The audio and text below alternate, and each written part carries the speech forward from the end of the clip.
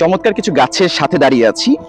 এই গাছগুলো হয়তোবা অনেক বছর ধরে এরকম অক্সিজেন দিয়ে যাচ্ছে চারপাশের পরিবেশকে। বাতাসে এইসব গাছের অক্সিজেন মিশে চমৎকার করে ফেলেছে বাতাসটাকে। বনভূমিগুলোতে যখন আমরা গাছ কেটে ফেলি তখন যেটা হয়, যে গাছটা কেটে ফেলা হয় সেই গাছটা অনেকদিন বেঁচে থাকে। অর্থাৎ যে গাছটার কাণ্ড কেটে ফেলা হয় সেই গাছের গুঁড়াটা অনেকদিন বেঁচে থাকে। এর কারণ হচ্ছে আশেপাশে যে গাছগুলো আছে সেই গাছগুলা এই গাছটাকে বাঁচিয়ে রাখে। অর্থাৎ মাটির নিচে যেসব মূল আছে সেসবের মাধ্যমে পাশের গাছগুলা, প্রতিবেশী গাছগুলা খাদ্য উৎপাদন করে সেই গাছটাকে খাদ্য সরবরাহ করে। অর্থাৎ আমরা মানুষজনেরা যেরকম প্রতিবেশীদেরকে সাহায্য করি, পাশের গাছরা সেই কেটে ফেলা গাছের গুঁড়িটাকে সাহায্য করে।